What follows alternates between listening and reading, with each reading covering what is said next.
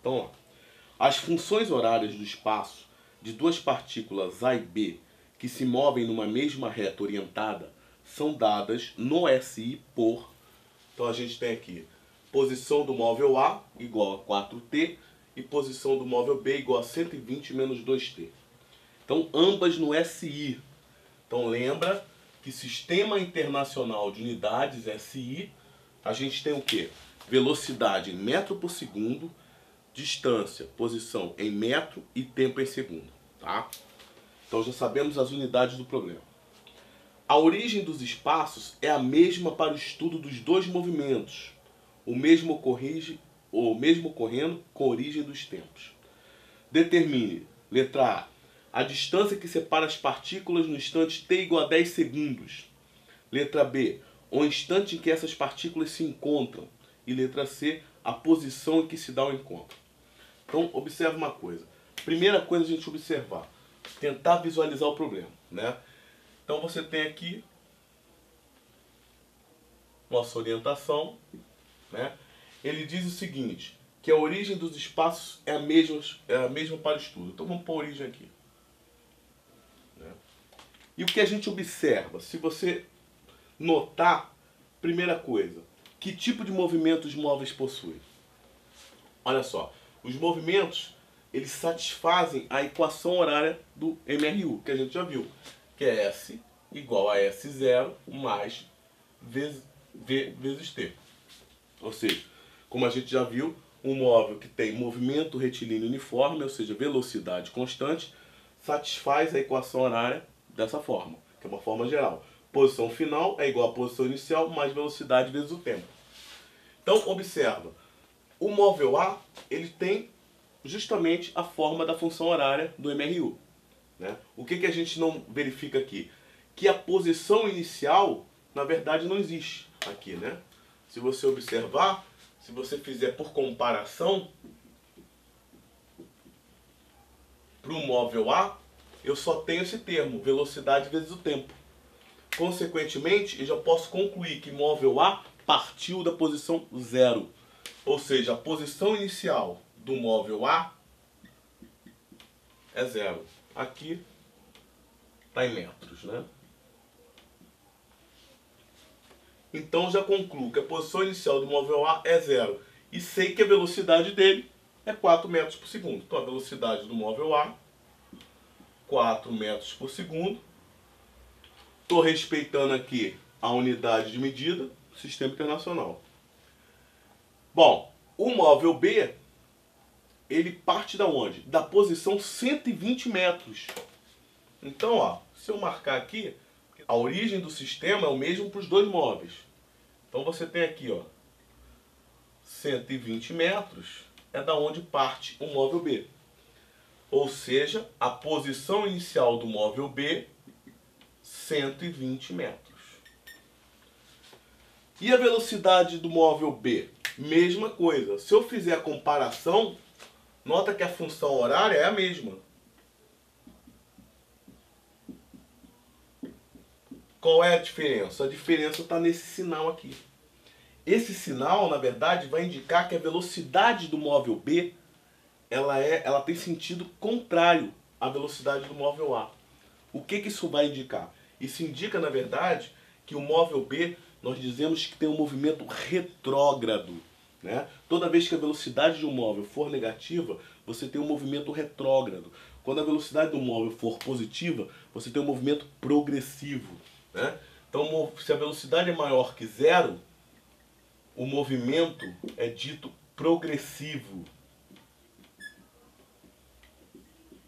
Se a velocidade é menor que 0, nós dizemos que o movimento é retrógrado.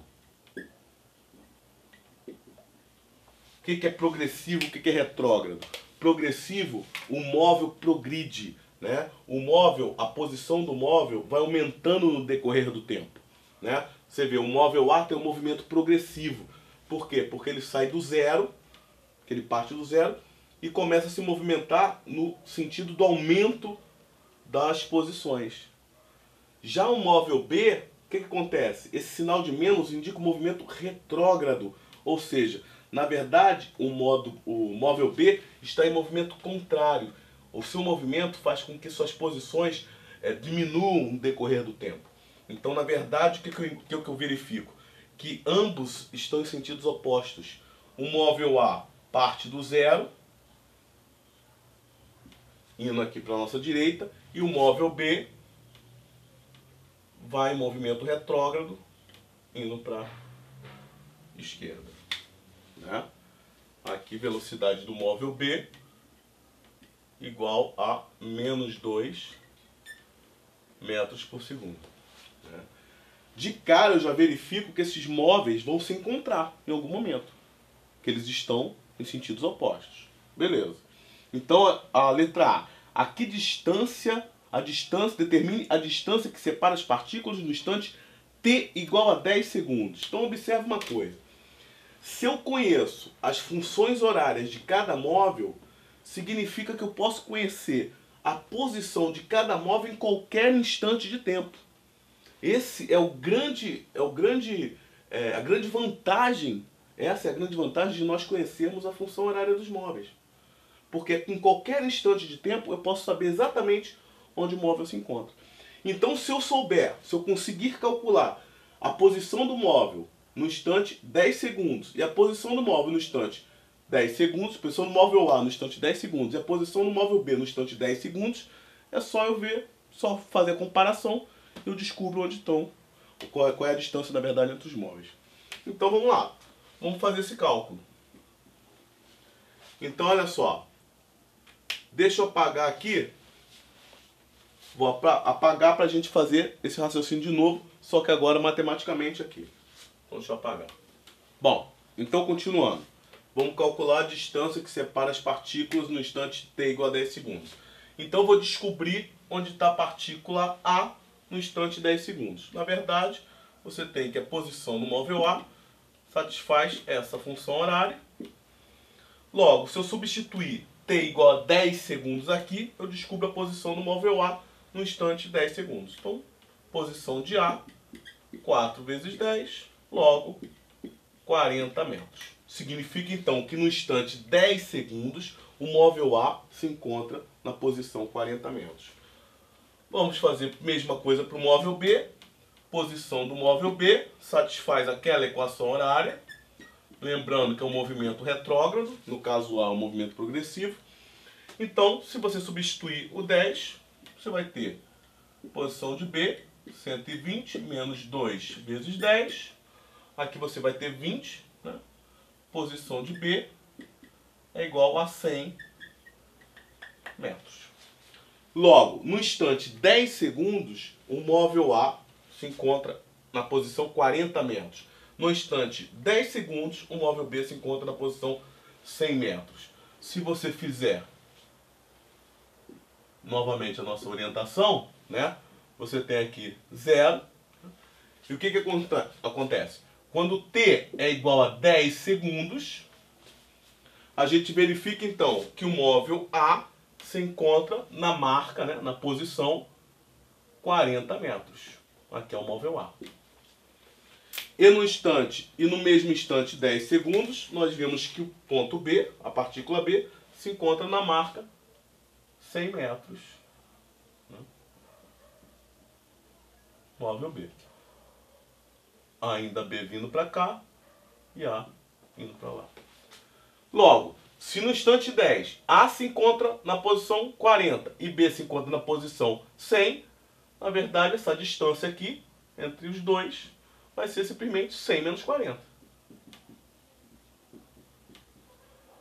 Então, 60 metros vai ser a distância entre os dois no instante 10 segundos. Simplesmente substituindo no instante 10 segundos nas funções horárias das partículas A e B. Então vamos para a letra B. Bom, a letra B. O instante que essas partículas se encontram. Ora, se você observar, elas vão se encontrar. Em 10 segundos, A está na posição 40, B está na posição 100. No momento do encontro, o que é o encontro? as partículas vão se encontrar. Significa que a posição das partículas, nesse instante, é a mesma. Porque elas se encontram. Eu posso encontrar as partículas na mesma posição, porque elas estão se encontrando. Então, no instante do encontro, o momento do encontro, vai ser justamente quando a posição do móvel A for igual à posição do móvel B. Daí, eu já tenho as funções horárias satisfeitas pelos dois móveis, simplesmente substituo e resolvo encontrando o tempo. E esse tempo que encontrar vai ser justamente o tempo que faz com que essas duas posições sejam iguais, ou seja, o tempo do encontro. Então eu tenho posição para o móvel A, 4t, igual posição de B, 120, menos 2t. Então, resolvendo essa equação de primeiro grau aqui, né? Você vem para cá, né? O 2 vem somando, vai ficar 4t mais 2t igual a 120. 6t é igual a 120. Né? Tempo, então, 120 dividido por 6. 20 segundos.